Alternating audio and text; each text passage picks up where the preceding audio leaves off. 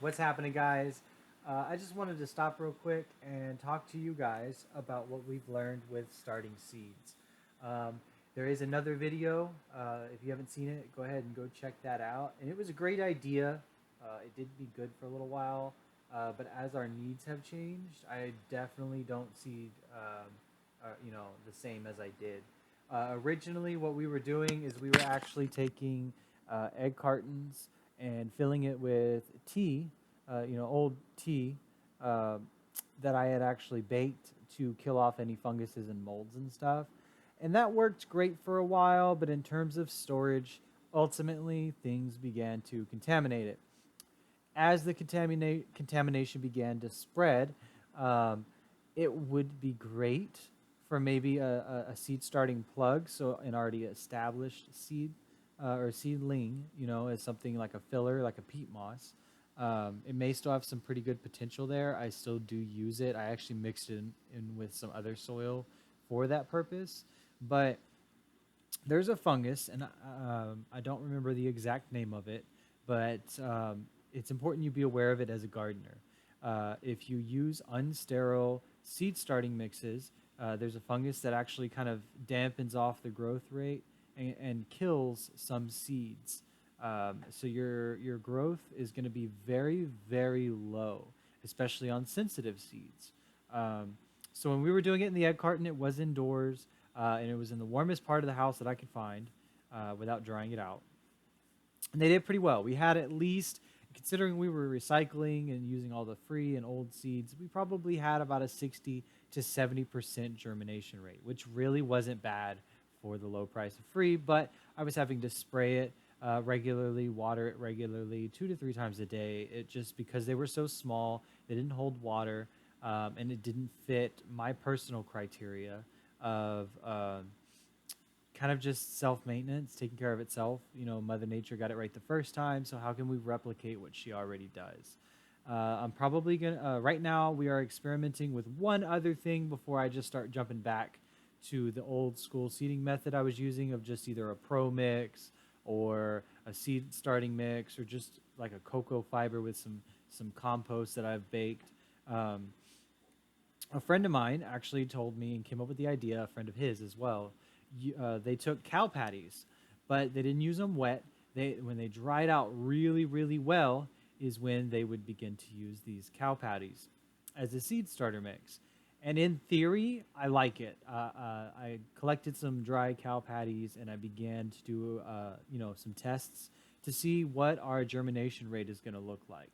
Um, we used raspberry seeds to start off. I really didn't have a good germination with the specific seeds that we had, anyways. We had bought them online. So for me, it may not be a plant that I end up using, but it's a pretty good start. So it's like maybe in the soil we actually did get it to sprout, but it died off after because of just using a garden soil as a control. And then I had different layers to where it was just a cake where we put the seeds and then some soil on top. And then of course we had a cake and soil mixture. Just trying to figure out what's going to benefit these seedlings the most. There is the possibility of running the risk of funguses. There is the possibility of running the risk of molds. And there is the possibility that it's ultimately going to be too much fertilizer for the seedlings. As you know, seedlings do not need nutrients for the first 2 weeks.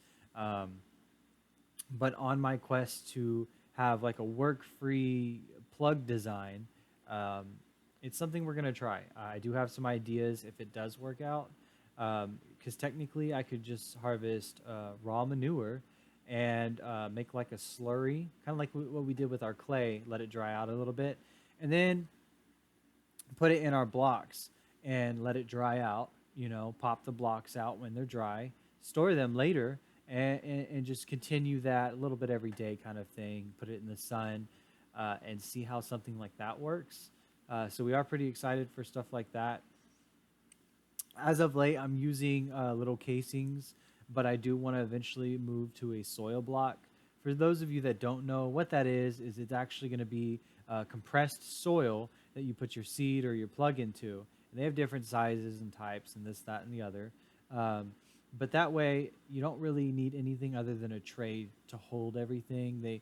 Because they've been compacted so well, you just kind of spray them with some water. They don't really disintegrate too bad, and it allows the roots to really create a dominance and frame, which is nice. um, so that's kind of the area we're going to be looking to head towards. But for right now, that's ultimately what we've learned in terms of seed starting. Now they are outdoor in the nursery, and some people may believe that because of the different environment and changes in our traditional seating, since we normally seat inside, um, that's actually not going to be the cause of it this time, believe it or not. We have other seeds and other types of mixes that are doing traditionally a lot better than other mixes. So I definitely know it's going to be a source of what we're mixing in it that's causing the complications, because a lot of these things either just aren't germinating at all. The seeds will just begin to rot. And some of these are even I actually went to the store and got me a bag of just like some squash seeds and tomato seeds, because I figured if we can't grow those, then we're definitely not going to be growing some of the other things in those starters. Um, they didn't germinate well, like at all. Even some flower seeds that I had gotten, I only got one out of, I think I planted almost 30 seeds. So our turnover, especially if I'm going to be buying seeds like that, was just not present. So I would definitely make sure all of your seed starting stuff is sterile, and whatever you're going to be using, make sure those roots can easily penetrate. And also, I did learn something else. Sifting your mix can benefit you. Having the little sticks, twigs, leaves, things like that can actually hold your seedlings back. You really want something nice and fine.